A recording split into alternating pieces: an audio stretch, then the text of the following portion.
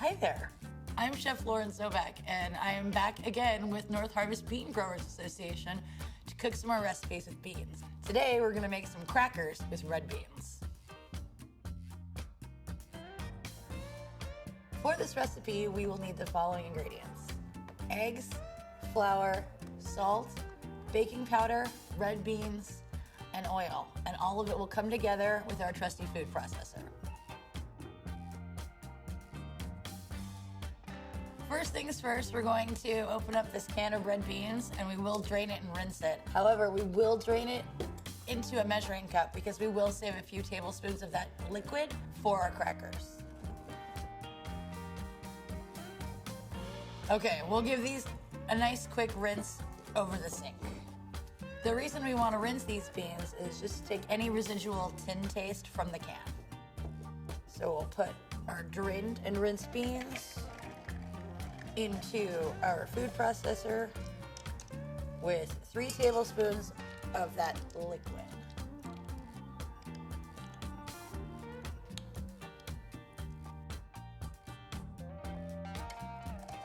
And we'll give it a blitz to give it a head start before we add our oil, salt, and baking powder. Here we go.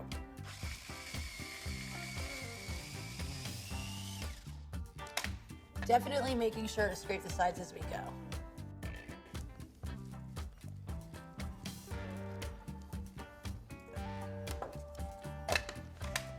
If you do not have a food processor, you could do this part in a blender. It just would require a lot more scraping to make sure we get it to one cohesive texture.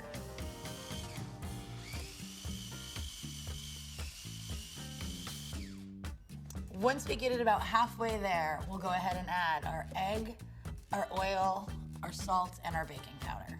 To this, we're gonna add 1 egg,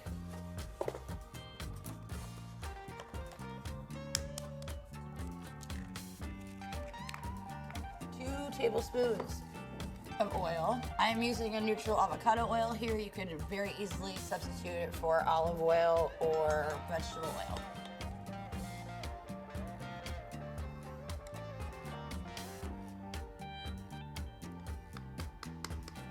And then a teaspoon each of baking powder and salt.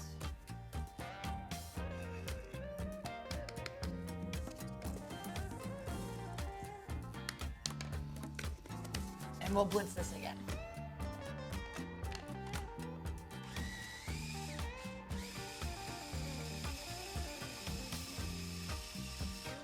Almost there.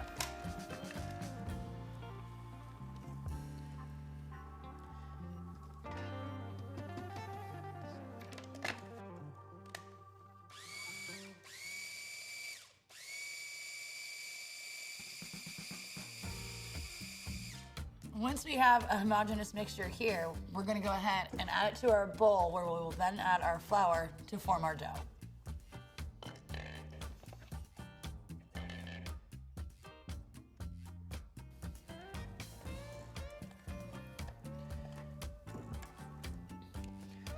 This recipe calls for 1 cup of all-purpose flour. You could very easily substitute that for a gluten-free substitute or a whole wheat if you'd like. The key is to just start with about 1/2 cup at a time until we hit that cup mark or until the dough hits the right consistency.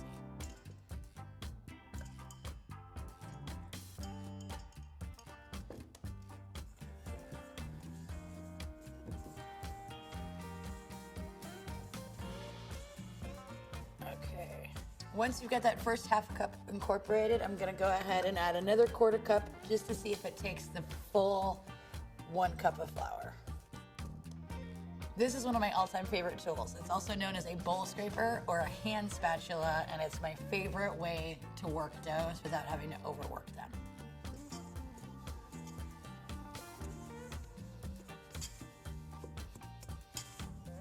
Once it comes together, the consistency of this dough is almost like a very soft pie crust. Because it's so soft and we've gotten that flour incorporated, we're going to wrap it up and let it rest in the refrigerator for at least an hour for all of those flour molecules to hydrate.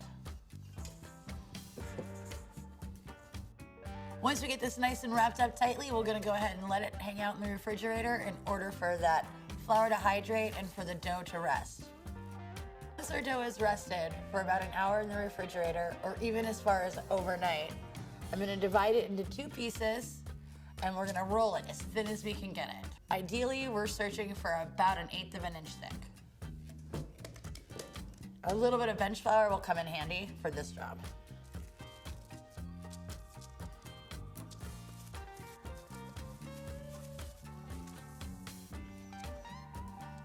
I like to start by giving it a little bit of a head start with my fingers before I get my rolling pin.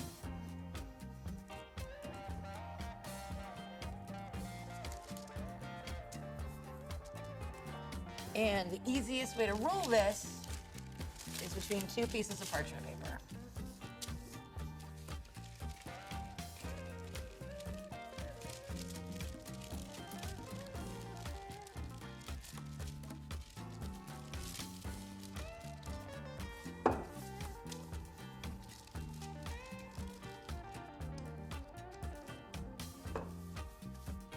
Ideally, we're searching to get these as thin as we can. That may require a little more bench flour, and I personally like to flip it back and forth a couple of times just to make sure everybody is evenly floured.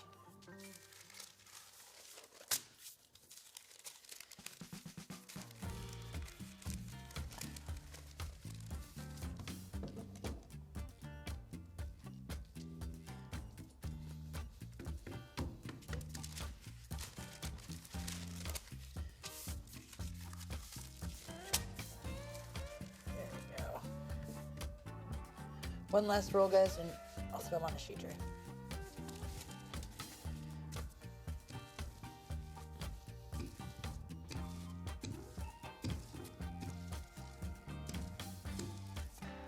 There we go. I have my oven preheated to 425 degrees. We're gonna transfer these nice thin crackers onto our sheet tray. Once we have our crackers sheeted out to a nice thin even layer, we're gonna go ahead and lightly oil them and score them with our pizza cutter, and then we'll bake them at 425 degrees for 15 to 20 minutes, rotating halfway. A little drizzle of that neutral oil. A pastry brush works fabulous here. If you don't happen to have one, you can also just use your hands and rub that oil on. Today we are using our neutral avocado oil, the same oil that we put in to our cracker dough. We want to make sure that by using that neutral oil, the taste of the red beans is what comes through and what shines. In theory, we could have absolutely subbed this out for a sesame oil or an olive oil or an infused oil or a chili oil if that was what we were looking for our crackers. The great thing about using a neutral oil is that we could do just sea salt, or we could even make these sweet with some cinnamon sugar. These crackers can be cut to any shape or size. I like to keep them just big enough that I can put them into a dip. If they stick, throw them back down, no big deal.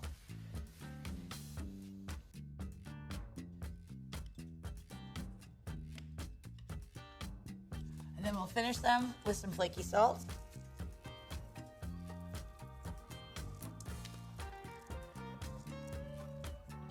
And into the oven at 425 degrees for 15 to 20 minutes. We are gonna rotate them halfway. After 10 to 12 minutes at 425 degrees, our crackers are golden brown and delicious. Resist the urge to snap immediately while they're still hot. They will get crispier as they cool.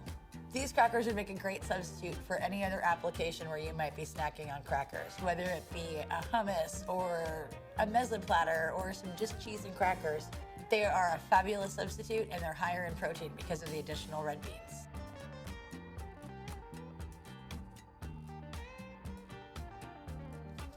Red bean crackers, great for snacking. Bon appetit.